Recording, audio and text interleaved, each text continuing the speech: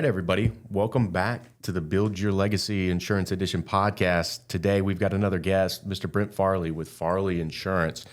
Brent is a partner with SIA of North Carolina and has been for, I believe, over 10 years now. And we wanted to bring him on here to talk to us about, how he came to the insurance world, how he got into ownership or what attracted him to ownership, and then ultimately, how he has enjoyed the success that he's had as an agency owner, both as a partner and also just in general. So let's get Brent in here and get him introduced. Brent, how are you doing this morning, buddy? Doing well. How are you, Travis? Oh, doing good. Doing good. I appreciate you taking some time to join us, and let's jump in here, man. So I got to ask straight out, Brent, you're an agency owner now. You've been in the insurance industry for a while. Were you one of those that joined or knew growing up they wanted to be an insurance agent? I don't think those people exist. So no, I definitely was not. I was actually more the person who's graduating college with a business degree and didn't know what I wanted to do. Sort of fell into insurance. Okay. Yeah. So tell me, you're graduating college, kind of fall into insurance. Where did you kind of start? I mean, how did you find your way into the insurance industry?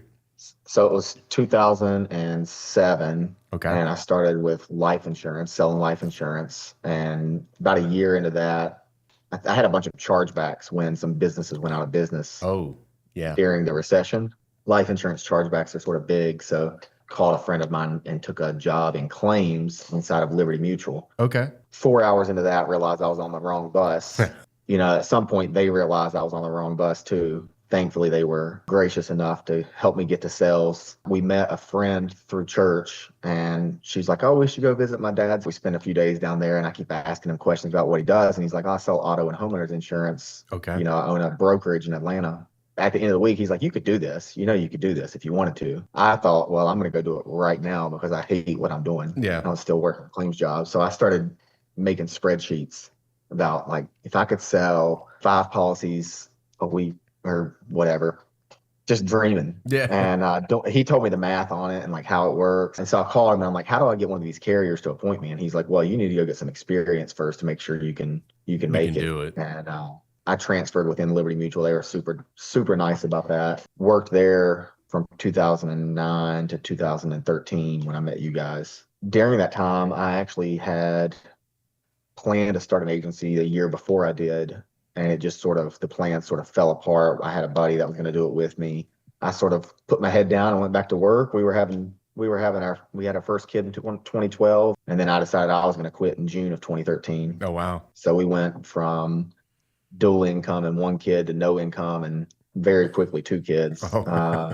I do not recommend that unless you just love pain. Yeah. But met you guys, and Safeco actually, coming from Liberty Mutual, Safeco was my first appointment. Oh, wow. Awesome. Through you guys, and then MetLife, and those 2 carriers really sort of helped you get started.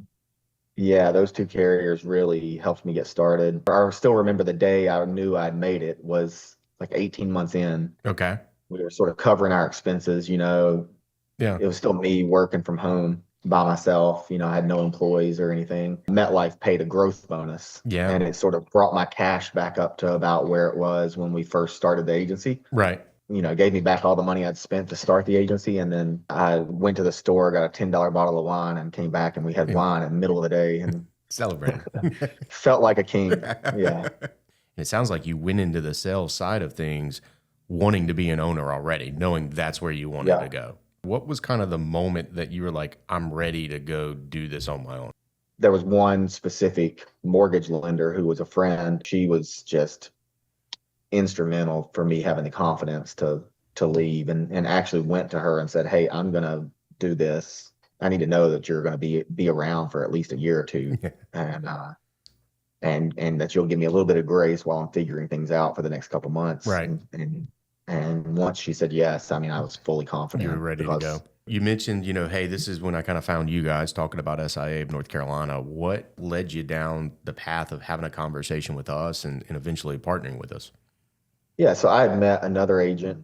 We were friends, passing business back and forth because I could do some things he couldn't, and he could do a lot of things I couldn't. Mm-hmm. So I finally went to him and asked, like, hey, will you introduce me to this person that at SIA, and so I met with you guys, and then I told one of my buddies.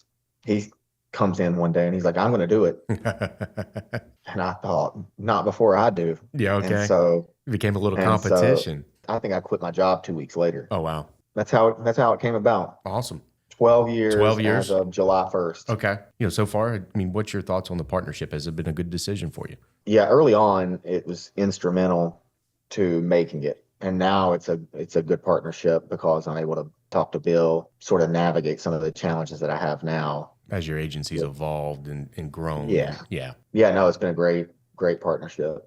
Awesome. You kind of lived what a lot of different prospects we're talking to right now have lived. And so I think it's a great example of, hey, establish those centers of influence, find those mentors in your life to help you, find ways to be successful and be willing to listen and learn.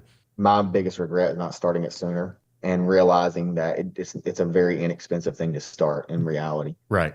And it's really, can you prospect and get enough people in the door to quote? You can close enough with the carriers you guys have. I wish I would have done it a year earlier at least. That is one of the most common things I hear from people that come from the direct writer world. Well, look, I appreciate you taking the time, buddy. We went a little longer than I told you we would. Oh, that's fine. Got some good stuff in there, and really appreciate it. So, with that said, we're going to wrap this one up, and we appreciate you joining us, and we'll see you again next week. Thanks for tuning in. You can catch our Build Your Legacy Insurance Edition podcast on YouTube, Apple Podcasts, Amazon Music, Spotify, or wherever you get your podcast. Be sure to subscribe, leave us a review, or send us over a topic recommendation at podcast@siaofnc.com. If you're interested in learning more about what we do, visit us online at www.siaofnc.com. We hope you enjoyed our newest episode. See you next week.